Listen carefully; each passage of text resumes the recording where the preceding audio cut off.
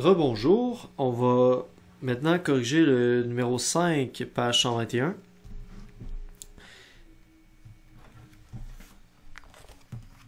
Un objet que l'on a placé à 10 cm du foyer objet d'une lentille donne une image réelle de 40 cm de hauteur. Ok, alors on va décortiquer ça.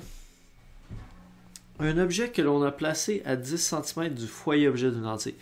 L'erreur que je vois très souvent dans cet exercice-ci, c'est que beaucoup d'étudiants et étudiantes prennent 10 cm comme si c'était la distance objet, DO. Or, ce n'est pas le cas. Ça dit qu'on est placé, l'objet est placé à 10 cm, pas de la lentille, c'est dit du foyer objet de la lentille. Donc, il faut faire attention, c'est pas directement DO qu'on a. Si on fait un schéma ici, okay, mettons que ça c'est l'axe principal de la lentille, ici on a la lentille.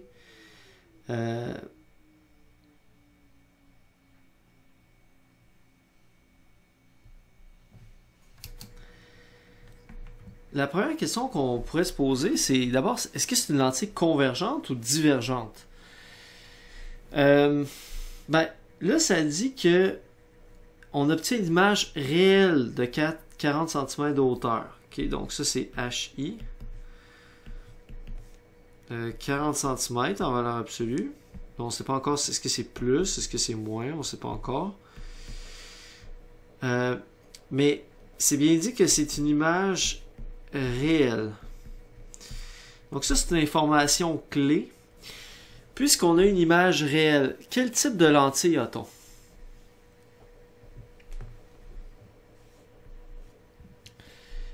Alors ici, ça doit être une lentille convergente, absolument. C'est le seul type de lentille qui peut faire des images réelles. Rappelez-vous qu'une lentille virtuelle fait toujours des images... une lentille divergente fait toujours des images virtuelles. Donc, pour avoir une image réelle, ça prend une lentille convergente. Et là, on dit que la longueur focale de la lentille est de 25 cm. Fait que ça va être F. Et puisque c'est une lentille convergente, on va mettre plus 25. Fait que si on représente ça, mettons ici on va mettre le foyer, foyer objet à gauche et foyer image à droite, puisque c'est une lentille convergente. Et là maintenant la question c'est, l'objet, est-ce que je vais le placer à gauche du foyer objet ou je vais le placer à droite du foyer objet? Donc, on sait qu'il est à 10 cm du foyer objet, mais est-ce qu'il est 10 cm à gauche ou 10 cm à droite? Là, ici, il faut voir que on obtient une image réelle. Puisqu'on obtient une image réelle, ça nous donne la réponse, à savoir est-ce qu'on va placer l'objet ici ou ici. Alors là, c'est que pour avoir une image réelle, il faut absolument qu'on soit... Il faut que l'objet soit avant le foyer. Autrement dit, si l'objet est entre le foyer et la lentille, ça donne toujours des images virtuelles. Pour une lentille convergente. Donc ça fonctionnerait pas pour cette situation-ci. Fait qu'il faut que je sois dans cette situation-là. Je vais peut-être le dessiner un peu plus proche.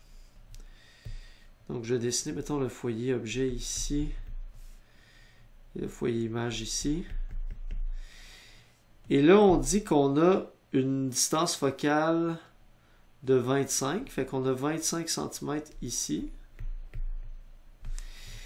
Et on dit que l'objet est 10 cm du foyer, puis on a établi que on devait être à gauche du foyer, de manière à former une image réelle.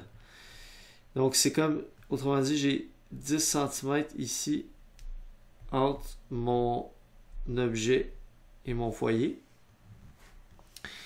Donc au final, ma distance objet, elle est de 10 plus 25, donc 35.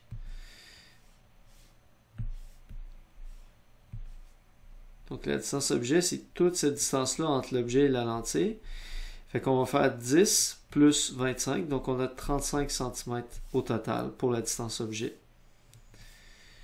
Donc DO égale plus 35 cm.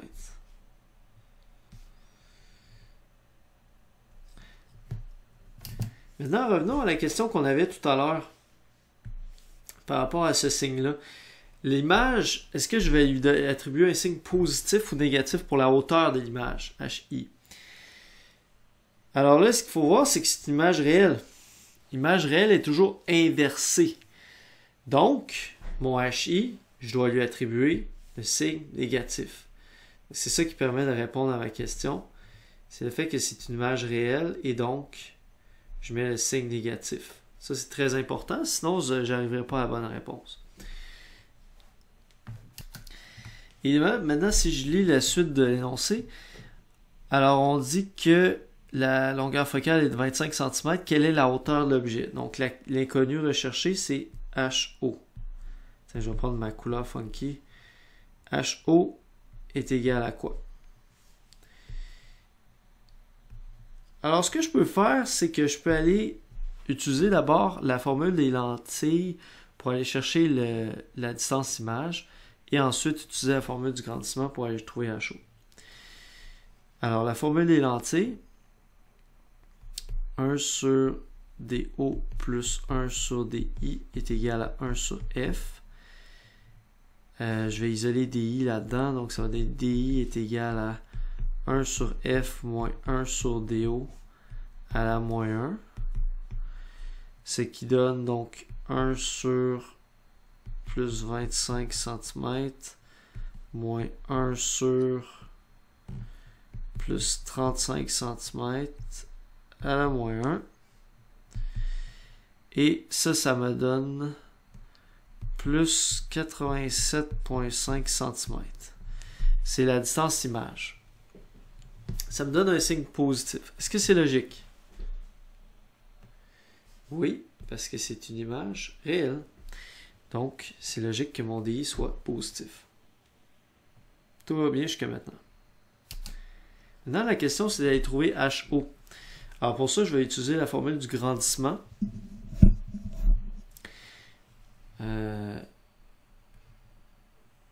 Qui me dit que HI sur HO est égal à moins DI sur DO. Alors, si j'isole DO ici, je l'envoie ici en haut. Donc, DO fois HI. Pardon, c'est pas DO que je cherche. C'est HO plutôt. Désolé.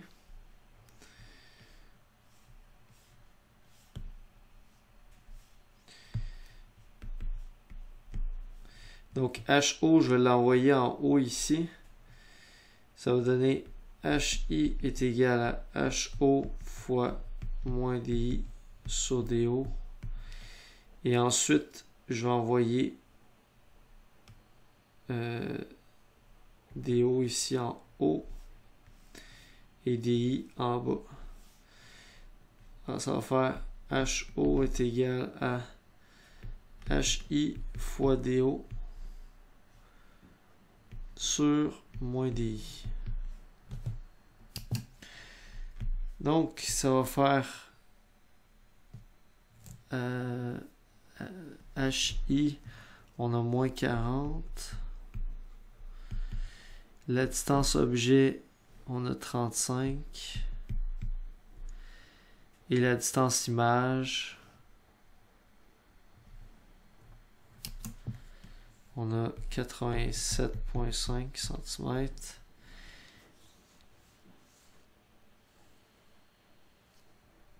Mais faites attention, il faut que je mette moins devant à cause du moins qui est ici, là. Et les deux moins vont s'annuler. Et ça va me donner une réponse au final qui va être positive. Qui va me donner en fait plus 16 cm. Alors la réponse est positive. Et ça, c'est logique parce que c'est la hauteur de l'objet qui est toujours positive. Donc, mon objet a une hauteur de 16 cm. Allons-y maintenant pour le numéro 6. On place un objet à 20 cm devant une lentille divergente dont la longueur focale est de 30 cm. Détermine la position de l'image par rapport à la lentille ainsi que le grandissement. Ok, alors, on place un objet à 20 cm devant la lentille. Donc ça, c'est la distance objet, DO, plus 20 cm. La lentille est divergente, ok. Dont la longueur focale est de 30. Donc, vu que c'est une lentille divergente, je vais mettre moins 30. Détermine la position de l'image par rapport à la lentille. Donc, ça, c'est DI. Ainsi que le grandissement, G. Ok. Donc, c'est assez direct celui-là. On va juste utiliser on va d'abord utiliser la formule des lentilles. 1 sur DO plus 1 sur DI égale 1 sur F. Et là, on va isoler DI. Ça donne 1 sur F moins 1 sur DO à la moins 1. Donc 1 sur moins 30 moins 1 sur plus 20 à la moins 1. Ce qui va nous donner moins 12 cm. Donc, le moins veut dire quoi?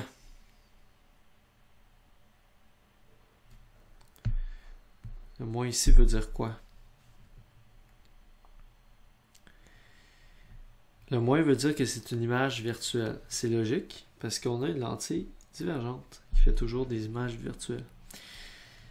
Ensuite, on veut savoir... Donc ça, c'est la première question, la position de l'image. Ben, l'image est à 12 cm de la lentille. Du même côté que l'objet, puisque c'est une image virtuelle. Et, deuxième question, trouver le grandissement. Alors là, simplement, on va utiliser la formule du grandissement. Donc, G est égal à moins DI sur DO. Et là, donc moins, mais DI lui-même vaut moins 12. Donc, moins 12 sur DO. DO qui vaut 20 cm. Alors, les deux moins s'annulent entre eux. Et ça donne donc, au final, plus 0.60.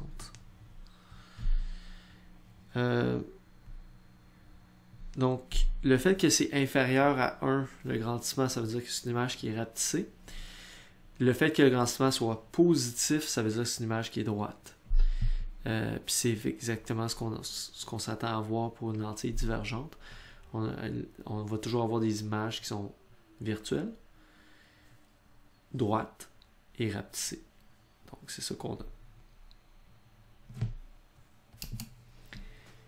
Faisons finalement le numéro 7. Une lentille convergente a une longueur focale de 30 cm.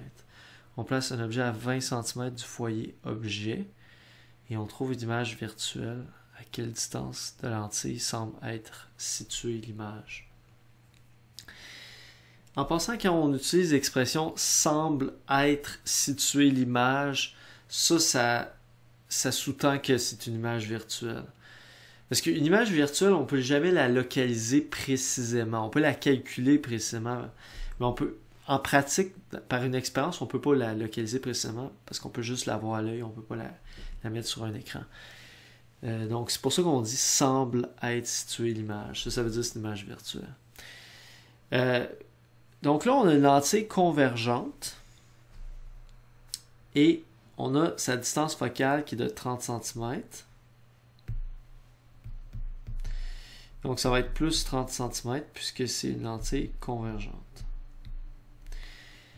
On place un objet à 20 cm du foyer objet. Alors, là, c'est la même subtilité que le numéro 5. Au numéro 5, on avait justement là, la distance entre l'objet et le foyer-objet. Même chose ici. Donc le 20 cm, c'est entre l'objet et le foyer-objet, pas entre l'objet et la lentille. Donc, le 20 cm n'est pas DO. Faites attention, 20 cm n'est pas DO. DO, c'est avec la lentille, pas avec le foyer-objet. Alors, on va faire un petit schéma pour comprendre un peu, pour mieux visualiser la situation. Donc ici, on a une lentille convergente comme ceci.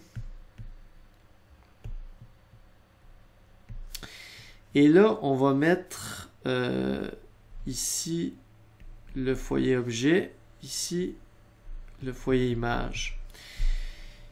Et là, on sait que l'objet est à 20 cm du foyer-objet, mais encore une fois, on ne sait pas si c'est à gauche ou à droite du foyer-objet a priori. Donc, est-ce que ça se trouve à être ici? Est-ce que l'objet est à gauche ou est-ce que l'objet est à droite du foyer-objet?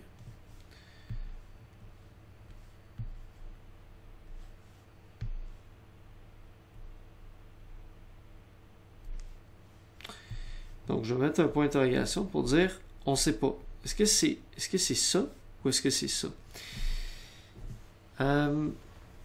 Fait qu'on va continuer à lire l'énoncé pour aller recueillir d'autres indices. D'abord, on dit, OK, on place à 20 cm du foyer-objet et on trouve une image virtuelle. OK, ça c'est important.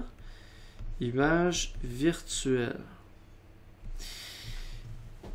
Là, l'affaire, c'est que ça prend des conditions particulières pour obtenir une image virtuelle avec une lentille convergente. Généralement, une lentille convergente donne des images réelles. Généralement. Sauf, dans une situation, c'est quand l'objet est entre le foyer-objet et la lentille.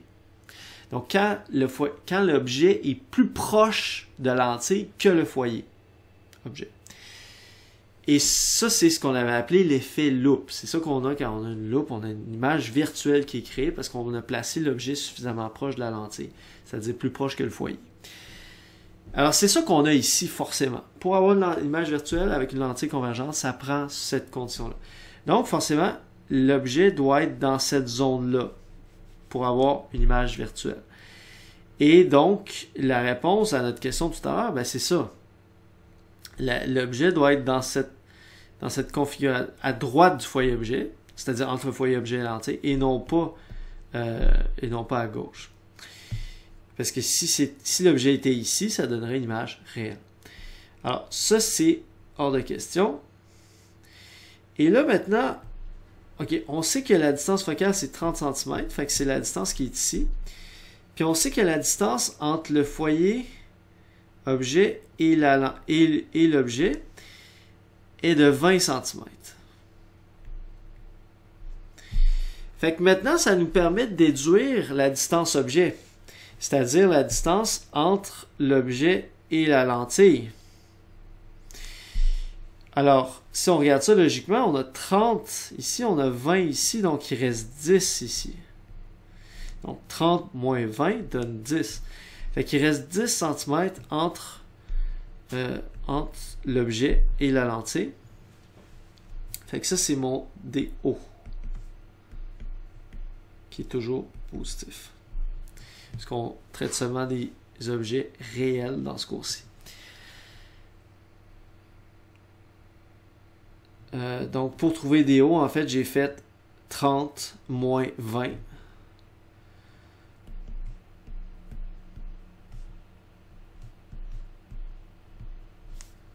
Pour trouver 10. Donc, à partir de ça, à partir de là, c'est assez direct. La question, c'est la distance entre l'image et la lentille. Fait que c'est DI que je cherche. Fait que là, dans le fond, je vais simplement aller invoquer la formule des lentilles. Donc, 1 sur DO plus 1 sur DI égale 1 sur F. Donc, DI est égal à 1 sur F moins 1 sur DO à la moins 1.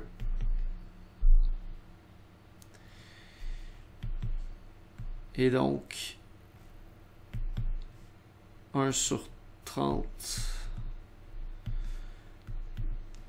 moins 1 sur 10 à la moins 1.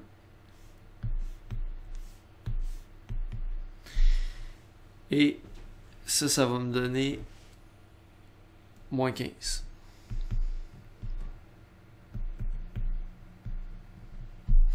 Donc, mon image va se produire à 15 cm de ma lentille. Et le signe négatif indique que c'est une image virtuelle, comme on s'y attend. Puisqu'on avait l'objet qui était entre le foyer objet et la lentille. Pour une lentille convergente, ça donne des images virtuelles.